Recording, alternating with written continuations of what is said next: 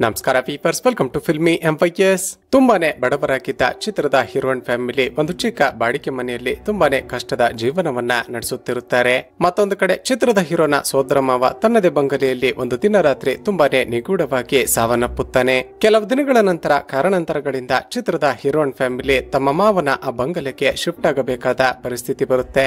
ಇವರೆಲ್ಲ ಆ ಬಂಗಲೆಗೆ ಶಿಫ್ಟ್ ಆಗುತ್ತಿದ್ದಂತೆ ತುಂಬಾನೇ ನಿಗೂಢವಾದ ಹಾಗೂ ವಿಚಿತ್ರವಾದ ಘಟನೆಗಳು ನಡೆಯುವುದಕ್ಕೆ ಶುರುವಾಗುತ್ತವೆ. ಅಷ್ಟಕ್ಕೂ ಚಿತ್ರದ ಹೀರೋನ ಮಾವನ ಸಾವಿಗೆ ಕಾರಣ ಏನು, ಆ ಬಂಗಲೆಯಲ್ಲಿ ನಡೆಯುತ್ತಿರುವ ವಿಚಿತ್ರವಾದ ಘಟನೆಗಳಿಗೆ ಕಾರಣ ಏನು, ಆ ಊರಿನ ಜನರೆಲ್ಲ ಮಾತನಾಡಿಕೊಳ್ತಿರುವ ಹಾಗೆ ಆ ಬಂಗಲೆಯಲ್ಲಿ ಒಂದು ಹುಡುಗಿ ಆತ್ಮ ಇದೆಯಾ ಇಲ್ವಾ ಅನ್ನೋದನ್ನ ತುಂಬಾನೇ ಸಸ್ಪೆನ್ಸ್ಫುಲ್ ಆಗಿ ತೋರಿಸಿರುವ ಚಿತ್ರನೇ ವಿಚಿತ್ರಂ. ಅಂದ ಹಾಗೆ ಇದು 2022ರಲ್ಲಿ ಬಿಡುಗಡೆಯಾಗಿದ್ದ ಮಲಯಾಳಂ ಭಾಷೆಯ ಮಿಸ್ಟರಿ ಹಾಗೂ ಕ್ರೈಮ್ ಥ್ರಿಲ್ಲರ್ ಚಿತ್ರ.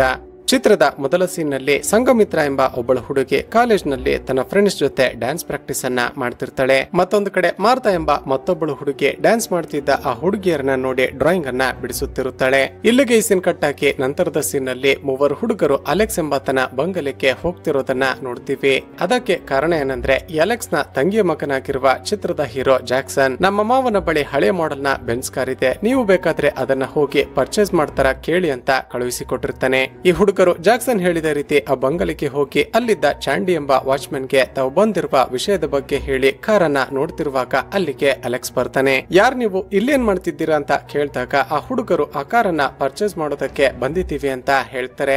ಅದನ್ನ ಕೇಳಿ ಕೋಪಗೊಂಡ ಅಲೆಕ್ಸ್ ನಾನು ಯಾವ ಕಾರನ್ನ ಕೂಡ ಸೇಲ್ ಮಾಡ್ತಿಲ್ಲ, ತಕ್ಷಣ ನೀವು ಇಲ್ಲಿಂದ ಹೊರಟು ಹೋಗಿ ಅಂತ ಬೈದು ಆ ಹುಡುಗರನ್ನ ಅಲ್ಲಿಂದ ಕಳುಹಿಸಿ ಬಿಡ್ತಾನೆ. ನಂತರ ವಾಚ್ಮನ್ ಚಾಂಡಿಗೆ ಇನ್ಮೇಲೆ ನನಗೆ ತಿಳಿಸದ ಹಾಗೆ ಯಾರನ್ನಾದ್ರೂ ಬಂಗಲೆಯ ಒಳಗಡೆ ಬಿಟ್ಕೊಂಡ್ರೆ ನಿನ್ನನ್ನ ಕೆಲಸದಿಂದ ತೆಗೆದು ಹಾಕಿ ಬಿಡ್ತೀನಿ ಅಂತ ಬೈತಾನೆ. ಸ್ನೇಹಿತರೆ, ಈ ಅಲೆಕ್ಸ್ ನ ಪರ್ಸನಲ್ ಲೈಫ್ ನ ಬಗ್ಗೆ ನಮಗೆ ಗೊತ್ತಾಗುತ್ತೇನೆಂದ್ರೆ ಇವನ ಹೆಂಡತಿ ಇವನನ್ನ ಬಿಟ್ಟು ಓಡಿ ಹೋಗಿರ್ತಾಳೆ ಹಾಗೂ ಇವನ ಮಗಳು ಕೆಲವು ವರ್ಷಗಳ ಹಿಂದೆ ಸತ್ತು ಹೋಗಿರ್ತಾಳೆ. ಅಂದಿನಿಂದ ಈ ಬಂಗಲೆಯಲ್ಲಿ ಒಬ್ಬನೇ ವಾಸ ಮಾಡ್ತಿರುವ ಅಲೆಕ್ಸ್ ಚಾಂಡಿಯನ್ನ ಮಾತ್ರ ಕೆಲಸಕ್ಕೆ ಇಟ್ಟುಕೊಂಡಿರ್ತಾನೆ.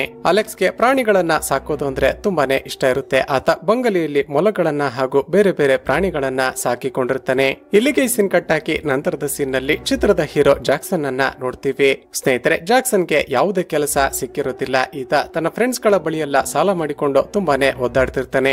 ಜಾಕ್ಸನ್ ಚಾಂಡಿಗೆ ಕಾಲ್ ಮಾಡಿ ನಮ್ಮ ಮಾವನ ಆ ಹಳೆಯ ಬೆನ್ಸ್ ಕಾರ್ ಅನ್ನ ಪರ್ಚೇಸ್ ಮಾಡೋದಕ್ಕೆ ಹುಡುಗರನ್ನ ಕಳುಹಿಸಿದ್ದೆ, ಏನಾಯ್ತು ಅಂತ ಕೇಳ್ತಾನೆ. ಅದಕ್ಕೆ ಚಾಂಡಿ ನಿಮ್ಮ ಮಾವ ಆ ಹುಡುಗರಿಗೆ ಸರಿಯಾಗಿ ಬೈದು ಕಳುಹಿಸಿ ಬಿಟ್ರು ಅಂತ ಹೇಳ್ತಾನೆ. ಜಾಕ್ಸನ್ ಆ ಹುಡುಗರು ಕಾರನ್ನ ಪರ್ಚೇಸ್ ಮಾಡಿದ್ರೆ ನನಗೆ ಕಮಿಷನ್ ಕೊಡ್ತೀನಿ ಅಂತ ಹೇಳಿದ್ರು, ನಮ್ಮ ಮಾವ ಆ ಹಳೆಯ ಮಾಡೆಲ್ ನ ಕಾರನ್ನ ಇಟ್ಕೊಂಡು ಏನ್ ಮಾಡ್ತಾರೆ ಅಂತ ರೇಗ್ತಾನೆ. ಮುಂದುವರೆದು ಚಾಂಡಿ ಇವತ್ತು ನಮ್ಮ ಅಮ್ಮನ ಬರ್ತಡೇ ಇದೆ, ಮಟನ್ ಅಂಗಡಿಗೆ ಹೋಗಿ 2 kg ಮಟನ್ ಅನ್ನ ತೆಗೆದುಕೊಂಡು ಹೋಗಿ ನನ್ನ ಅಮ್ಮನಿಗೆ ಕೊಡು, ನಾನು ಆಮೇಲೆ ಬಂದು ನಿನಗೆ ದುಡ್ಡನ್ನ ಕೊಡ್ತೀನಿ, ನನಗೆ ಸ್ವಲ್ಪ ಕೆಲಸ ಇದೆ ಅಂತ ಹೇಳಿ ಕಾಲ್ ಅನ್ನ ಕಟ್ ಮಾಡ್ತಾನೆ. ಸ್ನೇಹಿತರೆ, ಈ ಜಾಕ್ಸನ್ ನ ಫ್ಯಾಮಿಲಿಯ ಬಗ್ಗೆ ಹೇಳೋದಾದ್ರೆ ಇವನ ತಂದೆಯ ಹೆಸರು ಪೌಲ್ ಹಾಗೂ ತಾಯಿಯ ಹೆಸರು ಜಾಸ್ಮಿನ್. ಜಾಕ್ಸನ್ ನ ತಂದೆ ಪೌಲ್ ಈತ ಚಿಕ್ಕವನಿರುವಾಗಲೇ ಒಂದು ಆಕ್ಸಿಡೆಂಟ್ ನಲ್ಲಿ ತೀರಿ ಹೋಗಿರ್ತಾನೆ. ಈ ಪೌಲ್ ಹಾಗೂ ಜಾಸ್ಮಿನ್ ಗೆ ಒಟ್ಟು 5 ಜನ ಗಂಡು ಮಕ್ಕಳಿರ್ತಾರೆ. ಅದರಲ್ಲಿ ದೊಡ್ಡವನೇ ಈ ಜಾಕ್ಸನ್. ಎರಡನೇ ಮಗನ ಹೆಸರು ಜಸ್ಟಿನ್, ಈತನಿಗೆ ಫುಟ್ಬಾಲ್ ಅಂದ್ರೆ ತುಂಬಾನೇ ಇಷ್ಟ ಇರುತ್ತೆ.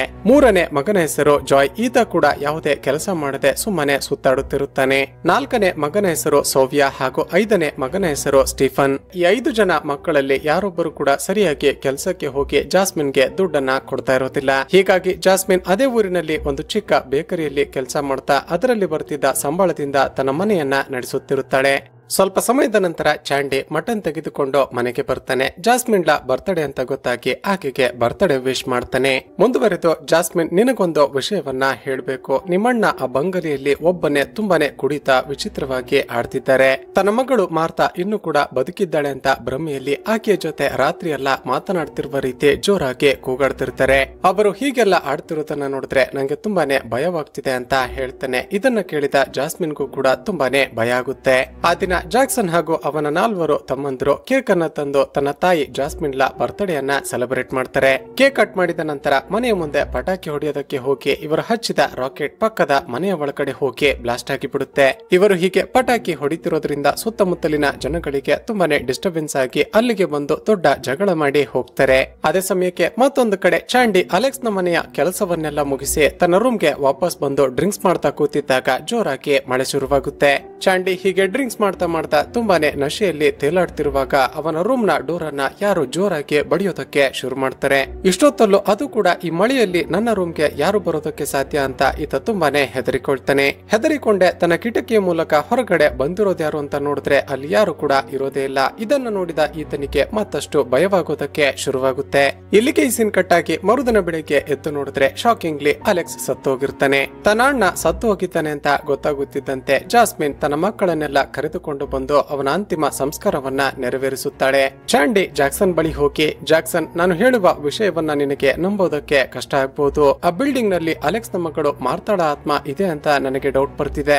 ಅಲೆಕ್ಸ್ ಸಾಯೋದಕ್ಕೂ ಮುಂಚೆ ತುಂಬಾನೇ ವಿಚಿತ್ರವಾಗಿ ವರ್ತಿಸುತ್ತಿದ್ರು. ಆತ್ಮನೇ ಇವರನ್ನ ಸಾಯಿಸಿರಬಹುದು ಅಂತ ಹೇಳ್ತಾನೆ. ಆದರೆ ಮೊದಲೇ ಅಲ್ಲಿ ಅಂತಿಮ ಸಂಸ್ಕಾರ ನಡೆಯುತ್ತಿದ್ದ ಕಾರಣ ಜಾಕ್ಸನ್ ಇವನ ಮಾತನ್ನ ಕಿವಿಗೆ ಹಾಕಿಕೊಳ್ಳುತ್ತಿಲ್ಲ.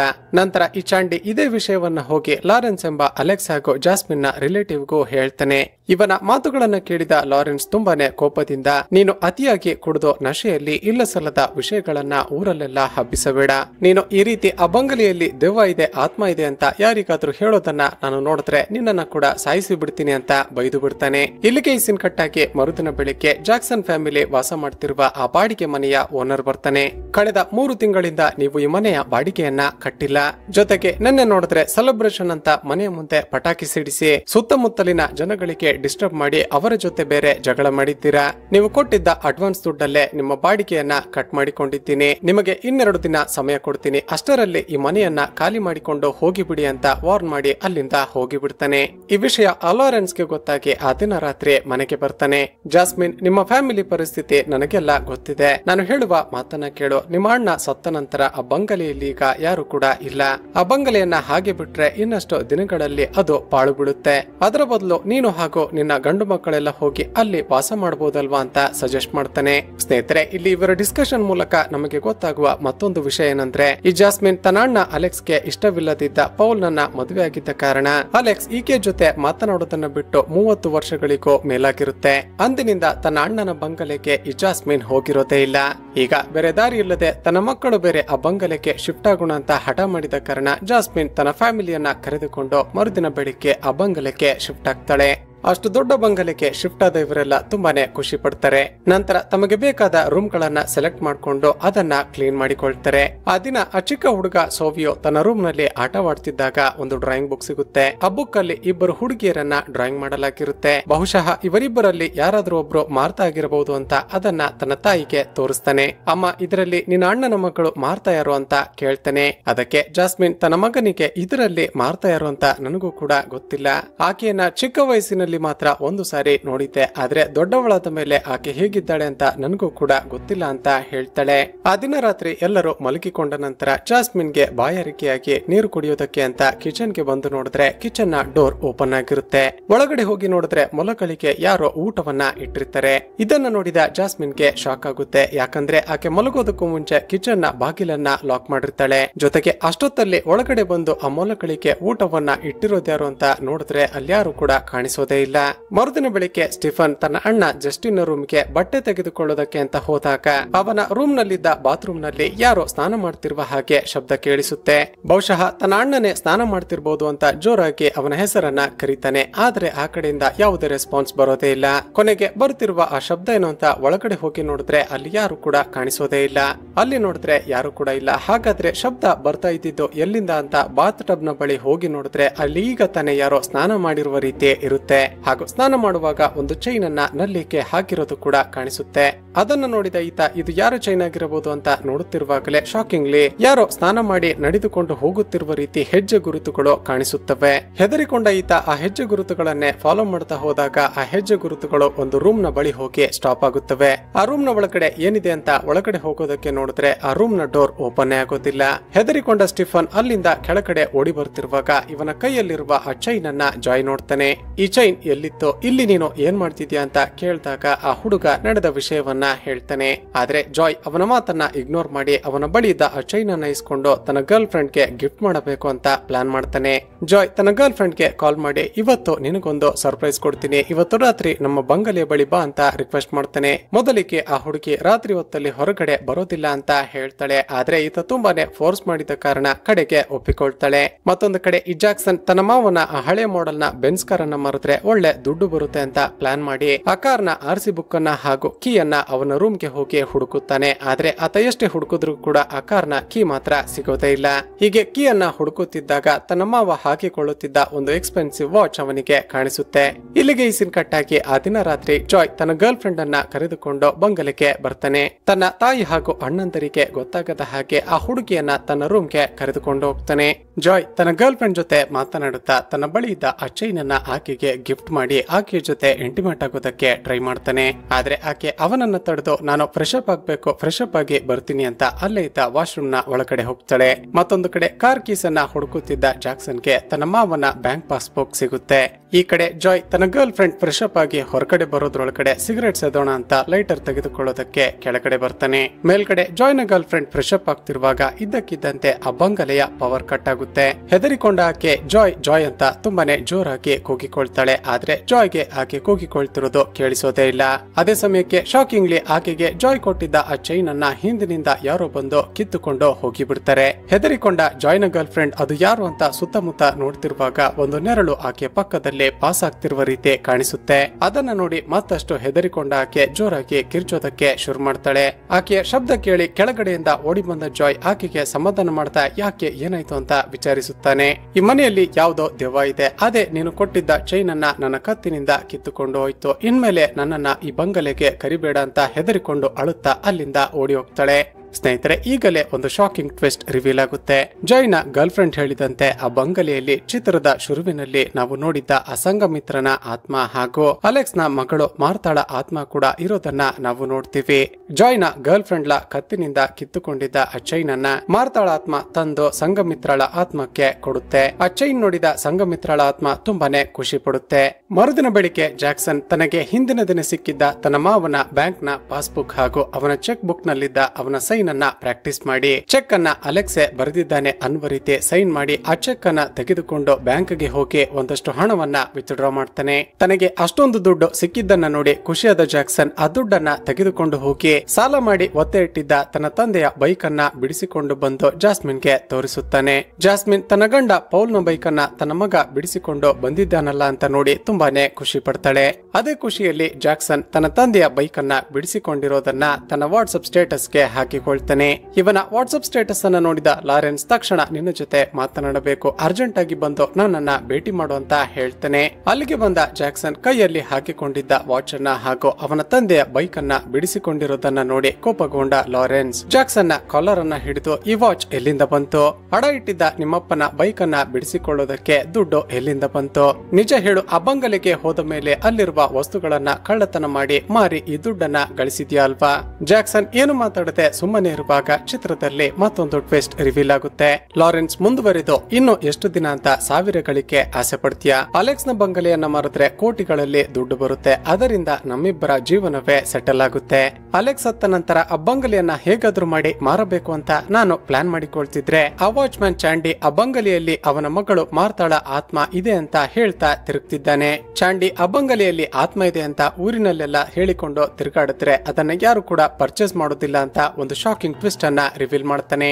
ಅದೇನಂದ್ರೆ ಅಲೆಕ್ಸ್ ನ ಮಗಳು ಮಾರ್ತಾ ಆತ್ಮಹತ್ಯೆ ಮಾಡಿಕೊಂಡಿಲ್ಲ, ಆಕೆಯನ್ನ ಅಲೆಕ್ಸೆ ಕೊಲೆ ಮಾಡಿದ್ದು. ಅಲೆಕ್ಸ್ ನ ಹೆಂಡತಿ ಬೇರೊಬ್ಬ ವ್ಯಕ್ತಿಯ ಜೊತೆ ಓಡಿ ಹೋದ ನಂತರ ಅಲೆಕ್ಸ್ ತನ್ನ ಮಗಳನ್ನ ಇಲ್ಲೂ ಕೂಡ ಹೊರಗಡೆನೆ ಬಿಡ್ತಿರ್ಲಿಲ್ಲ. ಆದ್ರೆ ಮಾರ್ತಾ ಸ್ಕೂಲಿಂಗ್ ಅನ್ನ ಮುಗಿಸಿ ಹೈಯರ್ ಸ್ಟಡೀಸ್ ಗೆ ಅಂತ ಊಟಿಗೆ ಹೋದಾಗ ಅಲ್ಲಿಗೆ ಅಲೆಕ್ಸ್ ನ ಹೆಂಡತಿ ಬಂದು ಆಕೆಯನ್ನ ಮೀಟ್ ಮಾಡ್ತಿದ್ದಾಳೆ ಅಂತ ಅವನಿಗೆ ಗೊತ್ತಾಗಿತ್ತು. ತಕ್ಷಣವೇ ಆತ ಮಾರ್ತಾಳ ಸ್ಟಡೀಸ್ ಅನ್ನ ಸ್ಟಾಪ್ ಮಾಡಿಸಿ ಆಕೆಯನ್ನ ವಾಪಸ್ ಈ ಬಂಗಲೆಗೆ ಕರೆದುಕೊಂಡು ಬಂದ.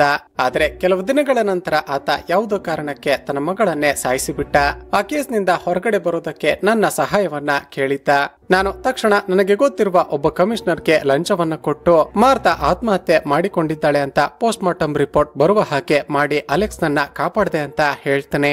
ಇಲ್ಲಿಗೆ ಈ ಸೀನ್ ಕಟ್ ಆಗಿ ಚಿತ್ರದಲ್ಲಿ ಈಗ ಅಸಲಿಗೆ ಮಾರ್ತಾಗೆ ಏನಾಗಿತ್ತು ಎಂಬುದರ ಬಗ್ಗೆ ಒಂದು ಫ್ಲಾಶ್ ಬ್ಯಾಕ್ ಅನ್ನ ತೋರಿಸಲಾಗುತ್ತೆ. ಮಾರ್ತಾ ಊಟಿ ಕಾಲೇಜಿನಲ್ಲಿ ಓದುತ್ತಿದ್ದಾಗ ಅವಳ ಕ್ಲಾಸ್ಗೆ ಸಂಗಮಿತ್ರ ಎಂಬ ಒಬ್ಬಳು ಹುಡುಗಿ ಹೊಸದಾಗಿ ಅಡ್ಮಿಷನ್ ಆಗ್ತಾಳೆ. ಮೊದಲಿಗೆ ಇಬ್ಬರು ಕೂಡ ಫ್ರೆಂಡ್ಸ್ ಗಳ ರೀತಿನೇ ಇರ್ತಾರೆ. ಆದ್ರೆ ದಿನಗಳು ಕಳೆದಂತೆ ಗೊತ್ತಾಗುತ್ತೆ ಅವರಿಬ್ಬರು ಲೆಸ್ಬಿಯನ್ಗಳು ಅಂತ. ಅಂದ್ರೆ ಇಬ್ಬರು ಹುಡುಗಿಯರಾಗಿದ್ದರೂ ಕೂಡ ಒಬ್ಬರನ್ನೊಬ್ಬರು ಪ್ರೀತಿ ಮಾಡೋದಕ್ಕೆ ಶುರು ಮಾಡಿರ್ತಾರೆ. ಇವರಿಬ್ಬರು ಹೀಗೆ ಪ್ರೀತಿ ಮಾಡ್ತಿದ್ರೆ ಮಾರ್ತಾಳ ತಾಯಿ ಕೂಡ ಆಗಾಗ ಬಂದು ಮಾರ್ತಾಳನ್ನ ಭೇಟಿ ಮಾಡ್ತಿರ್ತಾಳೆ.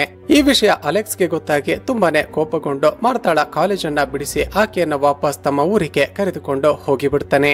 ಈಗ ಸಂಘಮಿತ್ರ ಹಾಗೂ ಮಾರ್ತಾ ಇಬ್ಬರು ಕೂಡ ಒಬ್ಬರನ್ನೊಬ್ಬರು ತುಂಬಾನೇ ಮಿಸ್ ಮಾಡಿಕೊಳ್ಳೋದಕ್ಕೆ ಶುರು ಮಾಡ್ತಾರೆ. ಆದ್ರೆ ಕೆಲವು ದಿನಗಳ ನಂತರ ಮಾರ್ತಾಳನ್ನ ನೋಡದೆ ಇರೋದಕ್ಕಾಗದೆ ಸಂಘಮಿತ್ರ ಆಕೆ ಮನೆಗೆ ಬರ್ತಾಳೆ. ಸಂಘಮಿತ್ರ ತನ್ನ ಮಗಳು ಮಾರ್ತಾಳ ಫ್ರೆಂಡ್ ಅಂತ ಗೊತ್ತಾಗಿ ಅಲೆಕ್ಸ್ ಆಕೆಗೆ ಸ್ವಲ್ಪ ದಿನ ಅದೇ ಬಂಗಲೆಯಲ್ಲಿ ಇರೋದಕ್ಕೆ ಹೇಳ್ತಾನೆ. ಆದ್ರೆ ಮರುದಿನ ಸಂಘಮಿತ್ರ ಹಾಗೂ ಮಾರ್ತಾ ಒಬ್ಬರಿಗೊಬ್ಬರು ಕಿಸ್ ಮಾಡ್ತಿರೋದನ್ನ ನೋಡಿದ ಅಲೆಕ್ಸ್ ಒಂದೇ ಸರಿ ಶಾಕ್ ಆಗಿ ಬಿಡ್ತಾನೆ. ಇವರಿಬ್ಬರು ಹೀಗ್ಯಾಕೆ ಮಾಡ್ತಿದ್ದಾರೆ ಅಂತ ಅಂದಿನಿಂದ ಅವರಿಬ್ಬರನ್ನ ಫಾಲೋ ಮಾಡೋದಕ್ಕೆ ಶುರು ಮಾಡ್ತಾನೆ. ಇಲ್ಲಿಗೆ ಈ ಸೀನ್ ಕಟ್ ಆಗಿ ಚಿತ್ರದ ಕತೆ ಈಗ ಪ್ರೆಸೆಂಟ್ ಗೆ ಬರುತ್ತೆ.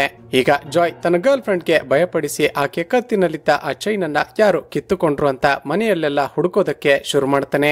ಮತ್ತೊಂದು ಕಡೆ ಜಾಕ್ಸನ್ ಆ ಬಂಗಲೆಯಲ್ಲಿದ್ದ ಮೊಲಗಳನ್ನ ನೋಡಿ ಅದನ್ನ ಕುಯ್ದು ಅದರ ಮಾಂಸವನ್ನ ತಿನ್ನಬೇಕು ಅಂತ ಪ್ಲಾನ್ ಮಾಡ್ತಾನೆ. ಈ ವಿಷಯ ಗೊತ್ತಾಗಿ ಜಾಕ್ಸನ್ ನ ತಮ್ಮಂದಿರು ಬೇಡ ಅಣ್ಣ ಈ ಮೊಲಗಳನ್ನ ಸಾಯಿಸಬೇಡ ಅಂತ ರಿಕ್ವೆಸ್ಟ್ ಮಾಡ್ತಾರೆ. ಆದ್ರೆ ಮೊದಲೇ ಆರೋಗೆಂಟ್ ಆಗಿದ್ದ ಈ ಜಾಕ್ಸನ್ ಅವರ ಮಾತನ್ನ ಕೇಳದೆ ಆ ಮೊಲವನ್ನ ನೇಣು ಹಾಕಿ ಸಾಯಿಸಿ ಬಿಡ್ತಾನೆ. ಜಾಕ್ಸನ್ ಹೀಗೆ ಆ ಮೊಲವನ್ನ ಸಾಯಿಸುತ್ತಿರೋದನ್ನ ಶಾಕಿಂಗ್ಲಿ ಮಾರ್ತಾಳ ಆತ್ಮ ಕಿಟಕಿಯಿಂದ ನೋಡ್ತಿರೋದು ನಮಗೆ ಕಾಣಿಸುತ್ತೆ.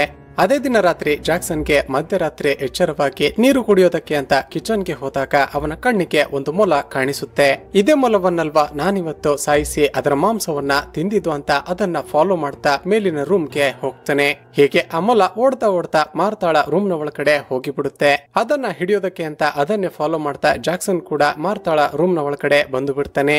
ಶಾಕಿಂಗ್ಲಿ ಅದೇ ಸಮಯಕ್ಕೆ ಅಲ್ಲಿ ಪ್ರತ್ಯಕ್ಷವಾದ ಮಾರ್ತಾಳ ಆತ್ಮ ಜಾಕ್ಸನ್ ತನ್ನ ಸಾಕಿದ್ದ ಮೊಲವನ್ನ ಹೇಗೆ ನೇಣು ಹಾಕಿ ಸಾಯಿಸಿ ಅದೇ ರೀತಿ ಅವನ ಕುತ್ತಿಗೆಗೆ ಒಂದು ಹಗ್ಗವನ್ನ ಹಾಕಿ ಅವನನ್ನ ಬಿಲ್ಡಿಂಗ್ ನ ಮೇಲಿನಿಂದ ಕೆಳಗಡೆ ನೇತು ಹಾಕ್ತಾಳೆ. ಜಾಕ್ಸನ್ ಜೋರಾಗಿ ಕಿರುಚಾಡಿಕೊಳ್ತಿರೋದನ್ನ ಕೇಳಿಸಿಕೊಂಡ ಜಾಸ್ಮಿನ್ ತಕ್ಷಣ ಹೊರಗಡೆ ಬಂದು ತನ್ನ ಮಗನನ್ನ ಮೇಲಿನಿಂದ ನೇಣು ಹಾಕಿರೋದನ್ನ ನೋಡಿ ಜೋರಾಗಿ ಮಾರ್ತಾ ಅಂತ ಕೂಗಿಕೊಳ್ತಾಳೆ. ತನ್ನ ಹೆಸರನ್ನ ಕೂಗಿದ ಜಾಸ್ಮಿನ್ಲನ್ನ ನೋಡಿದ ಮಾರ್ತಾಳ ಆತ್ಮ ಜಾಕ್ಸನ್ ನನ್ನ ನೇಣು ಹಾಕಿದ್ದ ಆ ಹಗ್ಗವನ್ನ ಕೆಳಗಡೆ ಬಿಟ್ಟು ತುಂಬಾನೇ ಎಮೋಷನಲ್ ಆಗಿ ಅಳ್ತಾಳೆ. ಇಲ್ಲಿಗೆ ಈ ಸೀನ್ ಕಟ್ ಆಗಿ ಚಿತ್ರದಲ್ಲಿ ಈಗ ಮತ್ತೊಂದು ಫ್ಲಾಶ್ ಬ್ಯಾಕ್ ಅನ್ನ ತೋರಿಸಲಾಗುತ್ತೆ. ಒಂದು ದಿನ ಮಾರ್ತಾ ಹಾಗೂ ಸಂಘಮಿತ್ರ ಇಬ್ಬರು ಕೂಡ ಆ ಬಂಗಲೆಯನ್ನ ಬಿಟ್ಟು ಓಡಿ ಹೋಗಬೇಕು ಅಂತ ಪ್ಲಾನ್ ಮಾಡಿ ಮಾರ್ತಾ ತನ್ನ ತಂದೆ ಅಲೆಕ್ಸ್ ಮಲಗಿಕೊಂಡ ನಂತರ ಆ ಬಂಗಲೆಯಿಂದ ಹೊರಗಡೆ ಹೋಗೋದಕ್ಕೆ ಅಂತ ಕೆಳಗಡೆ ಬರ್ತಾಳೆ. ಆದ್ರೆ ತನ್ನ ಮಗಳು ಎಸ್ಕೇಪ್ ಆಗೋದಕ್ಕೆ ಪ್ರಯತ್ನ ಪಡ್ತಿದ್ದಾಳೆ ಅಂತ ಅಲೆಕ್ಸ್ಗೆ ಗೊತ್ತಾಗಿ ತಕ್ಷಣ ಬಂದು ಆಕೆಯನ್ನ ತಡಿತಾನೆ. ನಿನಗೆ ಎಷ್ಟು ಸಾರಿ ಹೇಳಿದ್ದೀನಿ ನೀನು ಹೊರಗಡೆ ಹೋಗ್ಬಾರ್ದು ಅಂತ, ನಿನ್ನನ್ನ ಯಾರು ಕೂಡ ನೋಡ್ಬಾರ್ದು ಅಂತ ಹೇಳಿಲ್ವಾ ಅಂತ ಬೈತಾನೆ. ಅದಕ್ಕೆ ಮಾರ್ತಾ ಇಲ್ಲ ಅಪ್ಪ, ಸಂಘಮಿತ್ರ ನನ್ನನ್ನ ಕರೆದುಕೊಂಡು ಹೋಗೋದಕ್ಕೆ ಅಂತ ಬಂದಿದ್ದಾಳೆ, ನಾನು ಅವಳ ಜೊತೆ ಹೋಗ್ತೀನಿ ಅಂತ ಹಠ ಮಾಡ್ತಾಳೆ. ತನ್ನ ಮಗಳ ಮಾತುಗಳನ್ನ ಕೇಳಿದ ಅಲೆಕ್ಸ್ ಮತ್ತೊಂದು ಶಾಕಿಂಗ್ ಟ್ವಿಸ್ಟ್ ಅನ್ನ ರಿವೀಲ್ ಮಾಡ್ತಾನೆ. ಮಾರ್ತಾ ಆ ಸಂಘಮಿತ್ರ ಬದುಕಿದ್ರೆ ಅಲ್ವಾ ನಿನ್ನನ್ನ ಇಲ್ಲಿಂದ ಕರೆದುಕೊಂಡು ಹೋಗೋದಕ್ಕೆ ಸಾಧ್ಯ, ಆಕೆಯನ್ನ ಸ್ವಲ್ಪ ಸಮಯದ ಹಿಂದೆ ನಾನೇ ಬೆಂಕಿ ಹಚ್ಚಿ ಸಾಯಿಸಿ ಬಿಟ್ಟೆ ಅಂತ ಹೇಳ್ತಾನೆ. ಸಂಘಮಿತ್ರಳ ಡೆಡ್ ಬಾಡಿಯನ್ನ ನೀನೆ ಆತ್ಮಹತ್ಯೆ ಮಾಡಿಕೊಂಡು ಸತ್ತು ಹೋಗಿದ್ಯಾ ಅನ್ನುವ ರೀತಿ ಎಲ್ಲರೂ ನಂಬುವ ಹಾಗೆ ಎಲ್ಲವನ್ನ ಪ್ಲಾನ್ ಮಾಡಿದ್ದೀನಿ. ನೀನೀಗ ಬದುಕಿರುವ ವಿಷಯ ನಮ್ಮಿಬ್ಬರನ್ನ ಬಿಟ್ರೆ ಬೇರೆ ಯಾರಿಗೂ ಕೂಡ ಗೊತ್ತಿಲ್ಲ ಅಂತ ವಿಚಿತ್ರವಾಗಿ ನಗ್ತಾ ಹೇಳ್ತಾನೆ. ಆದರೆ ಮಾರ್ತಾ ಇವನ ಮಾತನ್ನ ನಂಬದೆ ಇಲ್ಲ ನಾನು ಸಂಘಮಿತ್ರ ಬಳಿ ಹೋಗ್ತೀನಿ ಅಂತ ಹಠ ಮಾಡಿದ ಕಾರಣ ಇಬ್ಬರ ಮಧ್ಯ ಒಂದು ಸಣ್ಣ ಫೈಟ್ ಆಗುತ್ತೆ.